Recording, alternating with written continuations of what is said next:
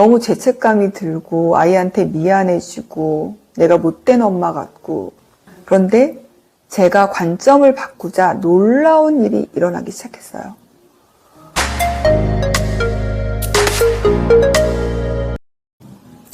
안녕하세요. 마인드 시크릿 채널의 수리아입니다. 반갑습니다. 여러분, 지난번 동영상 잘 보셨나요? 혹시 지난번 영상을 안 보신 분들은 꼭 보고 오세요. 그 영상에 이어지는 내용입니다.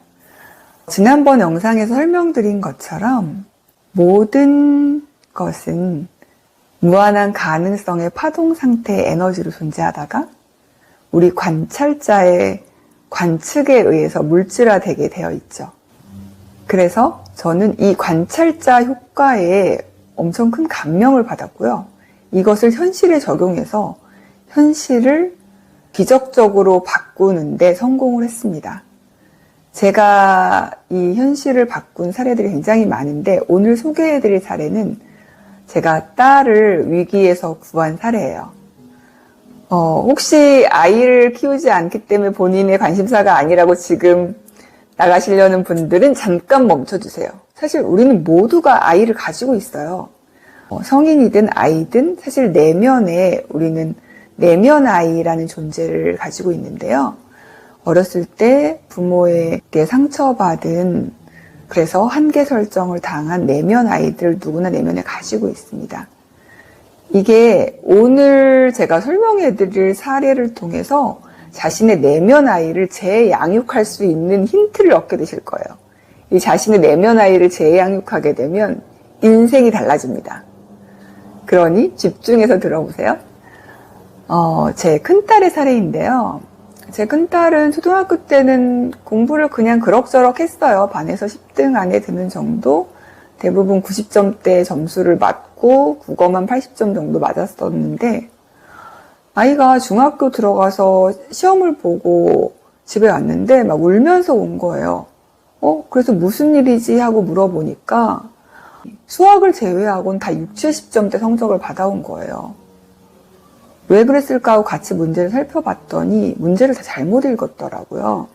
몰라서라기보다는 실수로 틀린 건데 혹시 ADHD가 아닐까 하고 검사를 받아봤죠.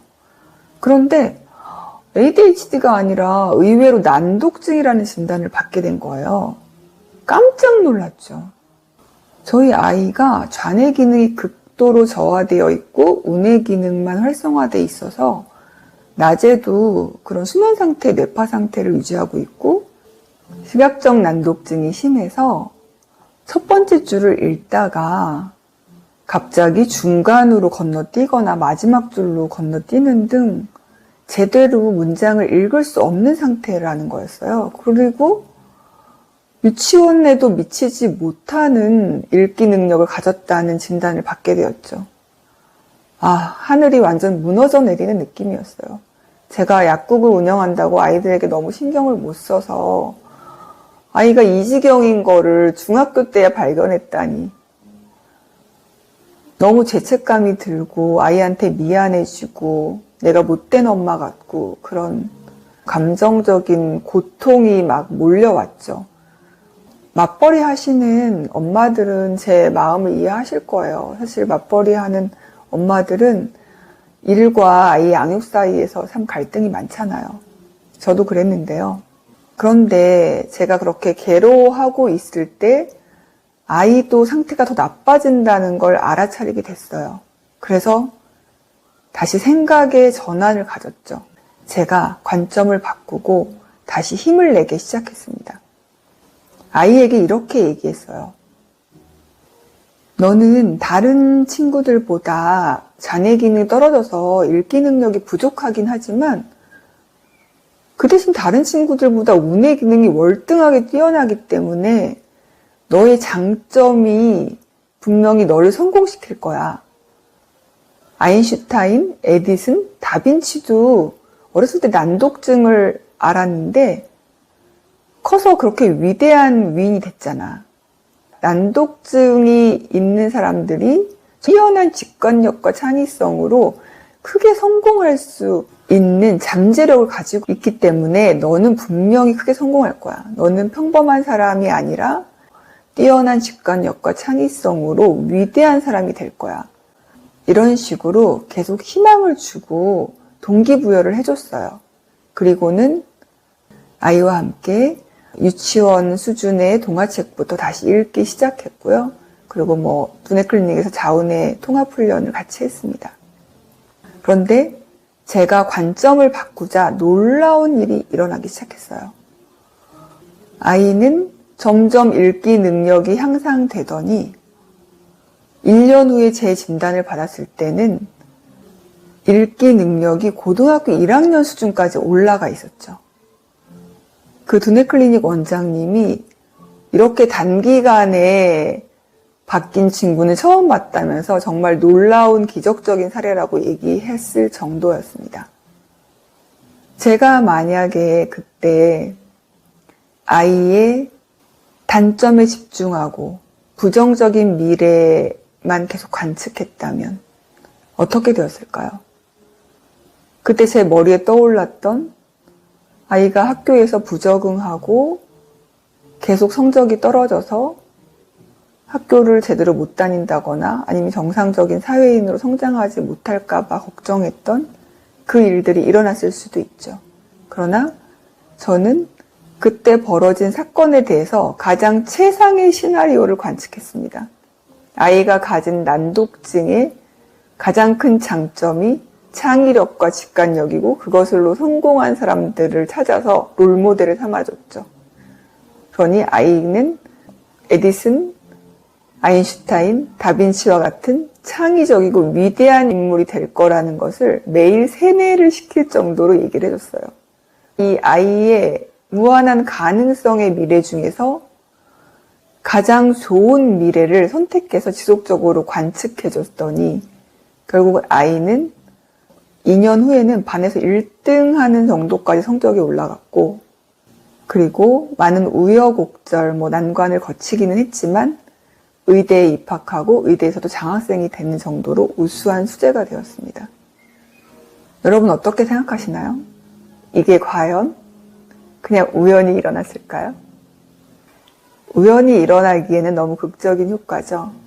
우리 아이들의 미래 그리고 우리의 미래는 결정되어 있는 것이 아닙니다. 양자물리학자들이 증명했듯이 현실의 모든 것은 다 가능성의 파동 상태의 에너지일 뿐이죠. 우리가 고정된 어떤 관점으로 계속해서 바라볼 때, 계속 관측할 때 그것은 고정된 실제가 되어서 현실로 나타나게 됩니다. 지금 여러분이 맞닥뜨린 어떤 사건이나 어떤 문제에 대해서 여러분이 어떤 관점으로 바라보고 있는지 알아차려 보세요. 지금 앞에 나타난 문제가 아니라 여러분이 그 문제를 바라보는 관점이 문제일 수 있습니다. 어떤 어려운 문제가 나타나더라도 그 문제를 바라본 여러분의 관점을 바꾼다면 미래는 달라질 수 있습니다. 제가 아이들을 키우면서 알게 된 것은 아이의 단점에 집중하게 되면 단점이 점점 커지는 것이고 아이의 장점에 집중하게 되면 단점은 작아지고 사라지게 되고 장점이 커진다는 걸 경험하게 되었어요. 저는 그래서 이 관찰자 효과를 아이들에게만 적용할 것이 아니라 제 자신에게도 적용해야 된다는 것을 알게 되었죠.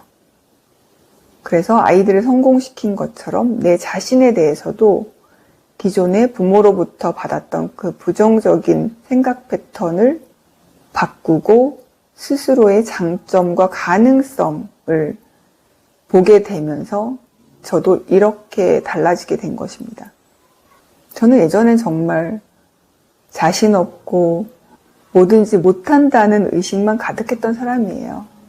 어느 정도였냐면 제가 약국을 직접 운영하면서도 직원들 눈치를 보고 영업사원 눈치를 보고 오죽하면 직원이 저를 야단칠 정도로 그렇게 사람들 눈치를 보고 자신이 없었던 사람이죠. 그러나 제가 이 관찰자 효과를 알고 스스로를 재양육하게 되었습니다. 수리야, 너는 충분히 멋진 사람이야. 그냥 존재만으로도 사랑스러워. 넌 뭐든지 할 수 있어. 이런 식으로 아침 저녁으로 제 자신에게 계속 얘기해주고 저의 장점을 계속 바라봐 주면서 저의 장점이 점점 더 커졌고요. 그 소심하고 자신 없던 저의 단점은 점점 줄어들게 되었죠. 여러분도 이렇게 자신을 재양육할 수 있습니다. 여러분의 미래는 확정된 것이 아니에요. 지금의 현재가 여러분이 과거에 관측했던 결과라면 여러분의 미래는 지금 여러분이 관측하는 것으로부터 형성되게 되어 있습니다. 여러분은 어떤 미래를 갖고 싶은가요? 자신의 장점과 무한한 가능성에 집중하고 그것을 관측해 보세요. 그러면 여러분의 미래는 완전히 다른 차원을 경험하게 될 것입니다. 여러분, 오늘 영상이 도움되셨나요? 그러면 좋아요, 구독, 알림 설정 부탁드립니다. 다음 영상에서 또 만나요.